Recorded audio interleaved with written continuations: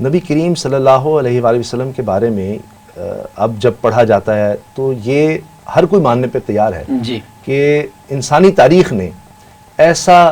اور کوئی نہیں دیکھا، جی ایسا کوئی اور مثال نہیں ملتی جی کہ اس طرح کے واقعات کسی اور کی زندگی میں موجود ہوں، اتنا رحم کرنے والی شخصیت کے۔ جی قبلہ حضور غازی صاحب، نبی کریم علیہ الصلوۃ والسلام کہ بچپن کا ایک سفر جو آپ نے اپنے چچا جناب حضرت ابو طالب رضی اللہ تعالیٰ عنہ کے ساتھ کیا ملک شام کا، تو تجارت کے غرض سے جناب ابو طالب رؤسائے قریش کے ساتھ جب اونٹوں کے کجاوے اور سب کچھ یہ سامان تیار کر کے جب نکلے تو حضور کے ساتھ چونکہ بڑا آپ کا ایک قلبی تعلق اور محبت کا سلسلہ تھا، تو حضور کا بچپن ہے، تقریباً 12 سال کے قریب عمر ہے، حضور کو ساتھ لے کے جب نکلے، چلتے چلتے جب ملک شام پہنچتے ہیں، وہاں پر راستے میں ایک راہب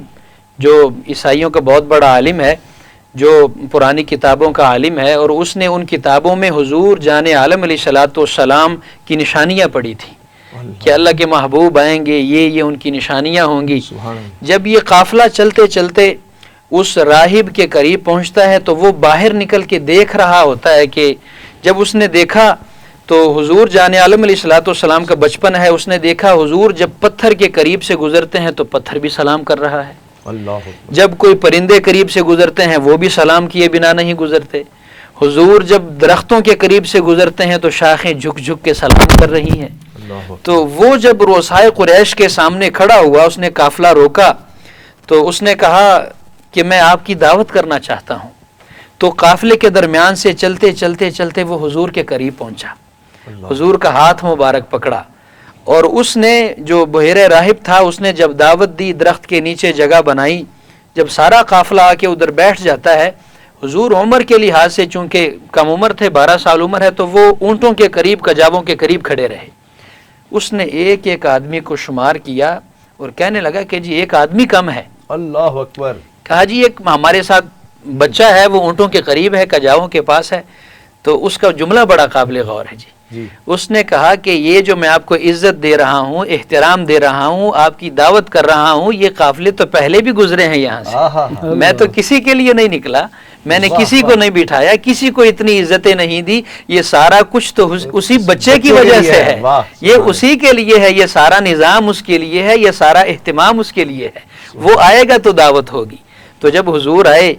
حضور نے جب جگہ کا انتخاب فرمایا، بیٹھے تو وہاں پر درخت کا سایہ نہیں تھا، وہ جو درخت تھا، وہ درخت جب حضور کو دیکھتا ہے کہ وہ بغیر سائے کی جگہ پر جلوہ افروز ہوئے تو وہ درخت سارے کا سارا حضور کی جانب جھک جاتا ہے، حضور کے جسم مبارک کے اوپر، حضور کے وجود مبارک کے اوپر وہ سایہ فگن ہو جاتا ہے۔ اس کی حیرانگی میں اور بھی اضافہ ہوتا ہے کہ میں نے جو جو نشانیاں پڑھی تھیں وہ ساری حق اور سچ ثابت ہو رہی ہیں۔ تو وہ حضور کے چچا جناب ابو طالب سے اجازت لے کے وہ کہتا ہے راہب کہ اگر آپ مجھے اجازت دیں،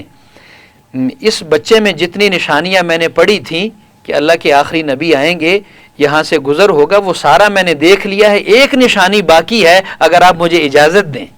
اجازت ملی، حضور نے بھی اجازت دی، پشت مبارک سے کپڑا اٹھایا تو وہ ایک جملہ اس نے وہاں بولا، جب اس کی وہ آخری نشانی اس نے دیکھی، حضور کا مہر نبوت دیکھا، تو وہ بول اٹھا کہ ھذا سید العالمین، ھذا سید المرسلین، یبعثہ اللہ رحمۃ للعالمین۔ وہ بول اٹھا کہ جناب یہ بچہ کوئی عام بچہ نہیں، یہ تو عالمین کا سردار ہے،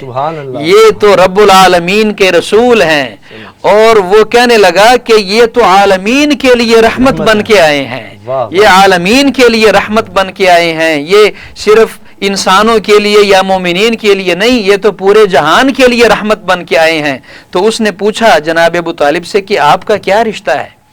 تو وہ کہنے لگے کہ جی یہ میرا بیٹا ہے۔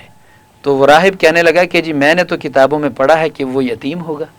آپ کس طرح کہہ رہے ہیں کہ جی یہ میرا بیٹا ہے؟ تو کہنے لگی جی حقیقت یہ ہے، آپ کی بات سچ ہے کہ میں یہ میرا حقیقی بیٹا نہیں، میں چچا ہوں، والد ان کے فوت ہو چکے ہیں، میں فرط محبت میں ان کو بیٹا ہی بولتا ہوں۔ تو وہ کہنے لگا کہ آپ اس شہزادے کو، اس بچے کو واپس بھیج دیں، میں نے جو نشانیاں پڑھی ہیں وہ ساری حق ہیں، سچ ہیں، میں نے دیکھ لی ہیں، جب یہودی اس کو دیکھیں گے شہزادے کو وہ تکلیف نہ دے دیں، کوئی پریشانی نہ بنا دیں، اس بچے کو آپ واپس لے جائیں۔ تو حضور جان عالم علیہ الصلوۃ والسلام کا اعلان نبوت سے پہلے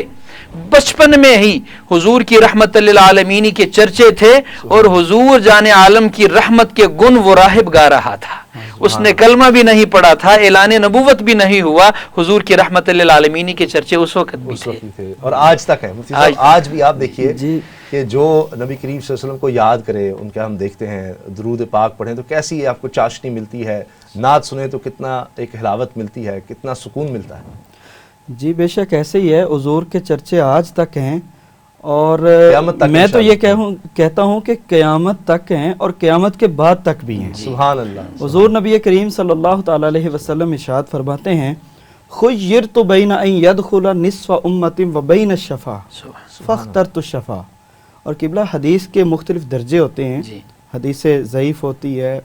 हसन होती है और मुख्तलिफ दर्जात होते हैं। सबसे ऊपर वाला जो दर्जा होता है हदीस का वो हदीस मुतवातिर होती है और ये वाली हदीस जो मैंने पढ़ी है ये हदीस मुतवातिर है। सुभान अल्लाह। हुजूर नबी करीम सल्लल्लाहु अलैहि वसल्लम फरमा रहे हैं, खुय्यरतु बैना अन यदखुला निस्फ़ उम्मतिन व बैन अश-शफ़ा, मुझे इख्तियार दिया गया कि महबूब आप चाहें तो अपनी आधी उम्मत को बगैर हिसाब के जन्नत में ले जाएं। सुभान अल्लाह, सुभान। और अगर आप चाहें तो आप शफाअत का हक ले लें, फ़ख्तरतु शफाअत। हुजूर फरमाते हैं कि मैंने शफाअत का हक ले लिया। अब यहाँ हम एक सवाल कर सकते हैं, क्योंकि हुजूर हकीम हैं और हकीम का फेल हिकमत से खाली नहीं होता, तो हम अर्ज कर सकते हैं कि आका आपने शफाअत का हक लिया है, इसमें हिकमत क्या है? अल्लाह। तो हमें ये जवाब मिलता है कि भाई हिकमत ये है कि अगर कोई हुजूर का उम्मती जहन्नम की तरफ चला जाता और हुजूर आधी उम्मत को लेकर जन्नत में चले जाते और पीछे कोई और गुनाहगार रह जाता